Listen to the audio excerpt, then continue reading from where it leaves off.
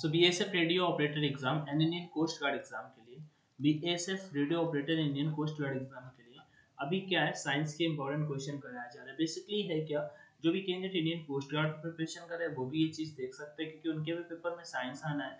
जो section second होगा उसमें पूरा पूरा आपका फिजिक्स आएगा, लेकिन जो सेक्शन फर्स्ट होगा आपका उसमें आपका केमिस्ट्री आएगा, फिजिक्स आएगा, बायोलॉजी भी आएगा। तो इस वजह से आप ये चीज देख सकते हो। मार्क फॉर क्वेश्चन होने वाले हैं, 20 क्वेश्चन होंगे ऑलमोस्ट, और आपको 20 क्वेश्चन में अपना स्कोर शेयर करना है। डेफिनेटली अगर आप यहाँ पे 10 प्लस कर रहे हो तो आप बहुत अच्छा स्कोर कर रहे हो और कोई दिक्कत लेने वाली बात नहीं है। चलिए, तो क्वेश्चन नंबर फर्स्ट यहाँ पे देख रहे हो आप सभी के सामने है।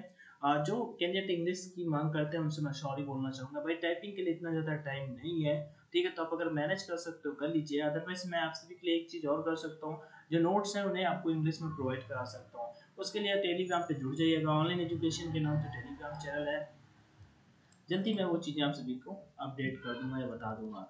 चलिए, तो यहाँ पे विभिन्न प्रकार के कांच निर्माण में प्रयुक्त होने वाला मुख्य घटक कौन सा है। जो कांच होते हैं ना, मैंने आप सभी को एक क्वेश्चन बताया था, एक चीज बताई थी कि सबसे अच्छा कांच कौन सा होता है। किसी को पता है? पता है तो बहुत अच्छी बात है। फ्लिंट कांच होता है। कौन सा होता है? फ्लिंट कांच होता है, जो लेंस में प्रयोग किया जाता है, ठीक है। रुकिएगा अनी, चार्जिंग में लगा तो जल्दी, ठीक है। तो फ्लिंट कांच होता है यहाँ पे, लेकिन हमसे पूछा है कि कांच निर्माण में प्रयुक्त होने वाला मुख्य घटक कौन सा होता है। तो 54 नंबर का राइट आंसर क्या होगा? सिलिका का यूज किया जाता है। किसका यूज किया जाता है? सिलिका का यूज किया जाता है। तो क्वेश्चन नंबर 54 का यहाँ पे राइट आंसर अपना ए नंबर हो जाएगा, बिल्कुल राइट।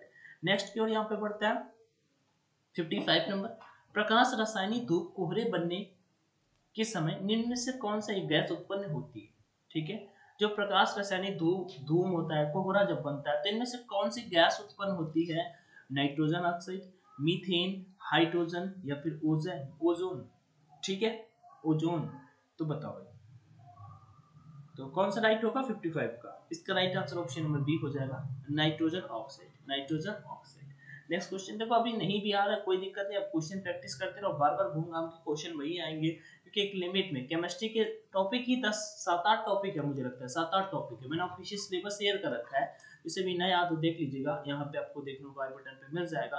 अगर नहीं समझ में आ रहा हो तो वहाँ पे मैंने बता रखा है ऑलरेडी, ठीक है। और इनके पीडीएफ भी मैंने अभी तक पीडीएफ नहीं प्रोवाइड कराया, लेकिन जल्दी आपको पीडीएफ टेलीग्राम पे मिल जाएगा, ऑनलाइन एजुकेशन के नाम से वो है।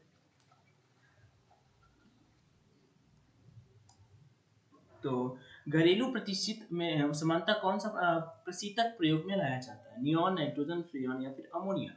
56 नंबर, 56 नंबर। इसका राइट आंसर कौन सा होगा? घरेलू प्रशीतित्र में समानता कौन सा प्रशीतक प्रयोग में लाए जाते हैं? तो अमोनिया का प्रयोग किया जाता है, ठीक है। अमोनिया की बात हुई, जैसे कि आप उधर जाते हैं शौचालय में, तो जो तीक्ष्ण गंध आती है, तो किसके कारण? अमोनिया के कारण, ठीक है। जो आंसू आप निकलते हैं वो उसमें क्या होता है? अमोनिया होता है, NH3 जिसे आप बोलते हो अमोनिया होता है। चलिए, तो नेक्स्ट क्वेश्चन के लिए यहाँ पे बढ़ता है, निम्नलिखित में से कौन सा अनचुंबकीय है? अगर आपसे लौ चुंबकीय बहुत ज्यादा पूछ रहा था, लौ चुंबकीय, लौ चुंबकीय कौन कौन से होते हैं? Fe, कोबाल्ट और निकेल। लिख लीजिएगा, ये तीन सबसे ज्यादा यही तीन पूछ रहा था, इनमें से लौ चुंबकीय कौन सा है? अगर आपको पता होता है, लेकिन हमसे पूछ दिया अणुचुंबकीय। 57 नंबर अणुचुंबकीय हमसे पूछ दिया भैया, आ से रिलेट करके याद कराया था मैंने एक बार, आ फॉर ऑक्सीजन हो जाता है, आ फॉर ऑक्सीजन हो जाता है।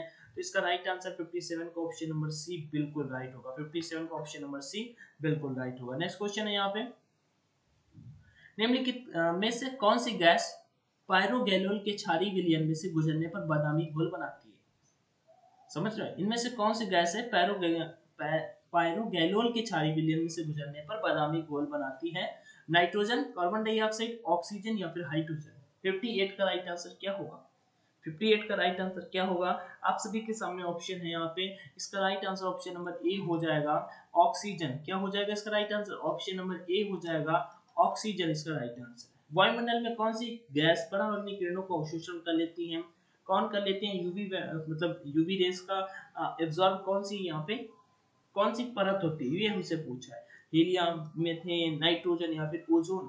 तो आप बोलोगे ओजोन। 59 का right answer option number A. यहाँ पे आप उन्होंने वो देखा, जो एयरप्लेन होते हैं, हवाई जहाज होते हैं, उनका जो टायर होता है ना, उसमें हीलियम गैस भरी जाती है। ऐसा क्यों, पता है किसी को? नहीं पता तो मैं बता देता हूँ। देखो हीलियम, अब सबसे पहले कोई बोलेगा भैया सबसे हल्की धातु होती है, सही बात है हल्की धातु होती है, लेकिन हल्की होती है, लेकिन हल्का इससे हल्की तो हाइड्रोजन होता है, तो वो क्यों नहीं, क्योंकि ये जो होती है अक्रिय धातु में होती है, ठीक है, अक्रिय गैस से होती है, सॉरी धातु नहीं अक्रिय गैस से होती है, ठीक है, तो इस वजह से हीलियम का यूज किया जाता है, ठीक है। सबसे अगर भारी धातु तो पारा भी होता है, ठीक है, ऑस्मियम आपने सुना होगा, ऑस्मियम होता है, तो यहाँ पे ये हो जाता है। चलिए तो नेक्स्ट क्वेश्चन यहाँ पे पढ़ते हैं 60 नंबर। निम्नलिखित में से किसकी उपस्थिति के कारण पीतल का रंग हवा में फीका पड़ जाता है, किसकी उपस्थिति के कारण पीतल का रंग हवा में उपस्थित मतलब फीका पड़ जाता है, तो नाइट्रोजन हो जाएगा, कार्बन डाइऑक्साइड, ऑक्सीजन या फिर हाइड्रोजन सल्फाइड। 60 का राइट आंसर क्या होगा, तो ऑप्शन नंबर बी बिल्कुल राइट हो जाएगा। हाइड्रोजन सल्फाइड के कारण जो आपका पीतल होता है, पीतल से आप कॉपर बोलते हो, उसका रंग फीका पड़ जाता है, किसके कारण, हाइड्रोजन सल्फाइड के कारण। हाइड्रोजन सल्फाइड के कारण पीतल का रंग कैसा पड़ जाता है, फीका पड़ जाता है, तो यहाँ पे राइट आंसर कौन सा होगा, ऑप्शन नंबर सी बिल्कुल राइट हो जाएगा। नेक्स्ट क्वेश्चन आप सभी के सामने है कि ज्वालामुखी जो होते हैं, ज्वालामुखी जो पर्वत होते हैं, निम्नलिखित से कौन सी गैस निकलती है, ज्वालामुखी पर्वतों से कौन सी गैस निकलती है, नाइट्रोजन, सल्फर डाइऑक्साइड,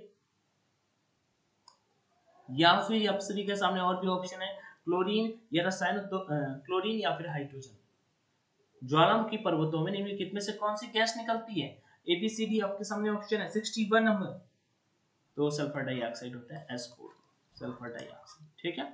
आगे बढ़ो यहाँ पे, रासायनिक उद्योगों में कौन सा तेजाब एसिड मूल रसायन माना जाता है, कौन सा तेजाब मूल रसायन माना जाता है, 62 number. Easy question I think सभी बता दोगे, रसायनों का राजा करके मैंने आप सभी को बताया था, रसायनों का राजा किसे कहा जाता है, अपना H2SO4 मतलब सल्फ्यूरिक अम्ल का, ठीक है, सल्फ्यूरिक अम्ल का प्रयोग किया, वही रसायनों का राजा कहा जाता है, सल्फ्यूरिक अम्ल।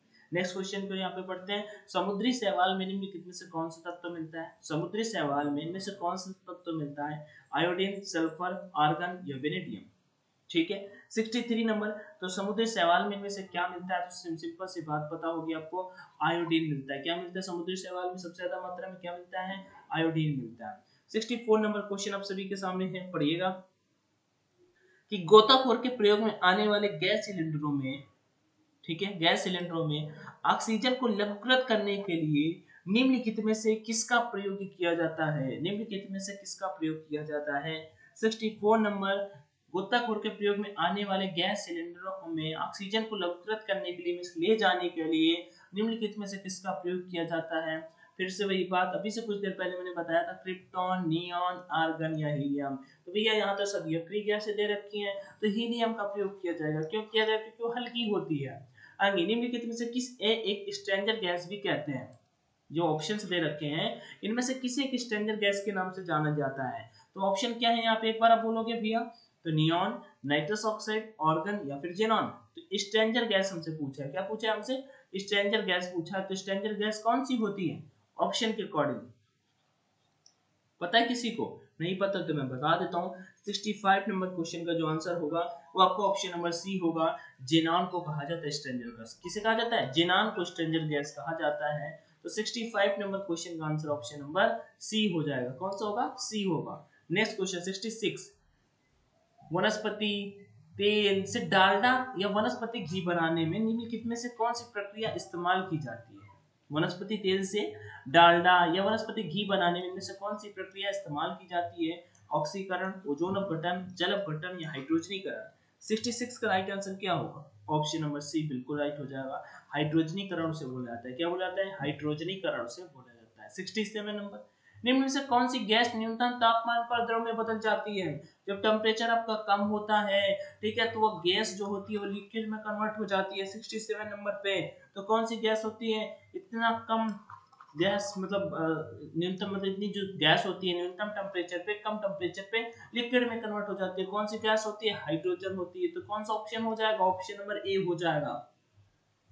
सूर्य की सतह पर हाइड्रोजन के अलावा दूसरा कौन सा तत्व बहुतायत मात्रा में पाया जाता है, सबसे ज्यादा सूर्य की सतह में हाइड्रोजन पाया जाता है, बात बिल्कुल सही है, लेकिन दूसरा जो तत्व है वो कौन सा पाया जाता है, ये हमसे पूछ दिया, तो हाइड्रोजन के बाद आपका हीलियम पाया जाता है, तो कौन सा ऑप्शन होगा, ऑप्शन नंबर ए बिल्कुल राइट हो जाएगा, ठीक है। आगे चलो यहाँ पे, जैसे कि पृथ्वी की सतह में सिलिका हो जाता है, इनमें से कौन सा एक पदार्थ असिटित द्रव सुपर कूलेड लिक्विड है? कौन सा पदार्थ एक अतिशीतित द्रव है? 69 नंबर, लकड़ी, अमोनिया, आइसक्रीम या कांच? तो भैया सिंपल सा right answer option number D हो जाएगा। असिटित द्रव जो है आपका सुपर कूलेड लिक्विड जो है वो आपका कांच होगा, यहाँ पे ग्लास होगा। यहाँ पे आगे बढ़ते हैं, यहाँ पे निम्नलिखित में से कौन सा सार्वजनिक तापन ग्लोबल वार्मिंग के लिए उत्तरदायी है? इनमें से कौन ग्लोबल वार्मिंग के लिए उत्तरदायी है? Options methane, methane, carbon dioxide या उपयुक्त सभी। 70 नंबर, तो देखो यहाँ पे मीथेन, कार्बन डाइऑक्साइड, एथेन या फिर उपयुक्त सभी। ये कार्बन डाइऑक्साइड और मीथेन दोनों होते हैं, इस वजह से आप सभी यहाँ पे थोड़ा सा मिस्टेक हो गया। सी नंबर पे कोई दिक्कत नहीं, मैनेज करिएगा। डी नंबर बिल्कुल राइट हो जाएगा। CO2 हो या फिर CH4 दोनों के दोनों ग्लोबल वार्मिंग के लिए उत्तरदायी होते हैं। दोनों के दोनों ग्लोबल वार्मिंग के लिए क्या होते हैं? उत्तरदायी होते हैं। इस वजह से इस क्वेश्चन का राइट आंसर ऑप्शन नंबर यहाँ पे सी नहीं मतलब डी होगा, डी होगा, उपयुक्त सभी। नेक्स्ट क्वेश्चन को यहाँ पे बढ़ते हैं। प्रदूषण युक्त वायुमंडल में निम्नलिखित में से किसके द्वारा स्वच्छ किया जाता है? ठीक है, मैं आपको बताता हूँ, यहाँ पे रुकिएगा। प्रदूषण युक्त वायुमंडल को निम्नलिखित में से किसके किसके द्वारा स्वच्छ किया जाता है? जो प्रदूषण युक्त वायुमंडल होता है, एटमॉस्फेयर होता है, किसके द्वारा साफ किया जाता है? 71 नंबर हमसे क्वेश्चन पूछा है। ठीक है, ऑक्सीजन, वर्षा, नाइट्रोजन या हवा? वायु के द्वारा, ऑक्सीजन के द्वारा। तो right answer option number A हो जाएगा। ये तो इजी था। आगे, पृथ्वी पर पाई जाने वाली वनस्पतियां समाप्त हो जाए तो किस गैस की कमी होगी? सिंपल सी बात है, 72 नंबर। हम क्या लेते हैं? ऑक्सीजन लेते हैं। वो चीज कहाँ से लेते हैं? पेड़ पौधों से लेते हैं। तो वही चीज खत्म हो जाएगी तो हम ऑक्सीजन कैसे लेंगे? 72 बिल्कुल राइट हो जाएगा। आगे, लास्ट क्वेश्चन। ठीक है, अभी आज ज्यादा क्वेश्चन नहीं लेता, आई थिंक 20 क्वेश्चन ही हुए हैं। और 20 क्वेश्चन फिर भी मैं हमेशा 20 क्वेश्चन आपके एग्जाम में आता 20 प्लस लेता था, 25 26 लेते थे, बट अभी आज 20 ही कर लेते हैं। पेट्रोल की स्फोटक रोधी गुणवत्ता बढ़ाने के लिए निम्नलिखित में से किसे इस्तेमाल किया जाता है? पेट्रोल की जो स्फोटक होती है रोधी गुणवत्ता बढ़ाने के लिए निम्नलिखित में से किसका इस्तेमाल किया जाता है? टेट्रामेथिल सीसा, टेट्रा एथिल सीसा, ट्राइमेथिल सीसा और ट्राई एथिल सीसा। जो भी इस क्वेश्चन का आंसर बता देगा, और बहुत बढ़िया, थैंक यू सो मच आपका। और आप ऐसे ही पढ़ाई करते रहिएगा, डेफिनेटली आपका सिलेक्शन बहुत जल्दी हो जाएगा। बस कंटिन्यूटी रखिएगा। ठीक है, 73 का राइट आंसर बताइएगा। और थैंक यू इस वजह से बोला क्योंकि आप यहाँ तक वीडियो के सेशन में एंड तक आए, इसलिए वीडियो देखने के लिए थैंक यू सो मच। जल्दी इसका आंसर आप सभी को पता लगेगा। वीडियो को लाइक जरूर करिएगा, दोस्तों के साथ में शेयर भी करिएगा। चैनल पे फर्स्ट टाइम विजिट किया तो सब्सक्राइब भी कर सकते हो। Take care.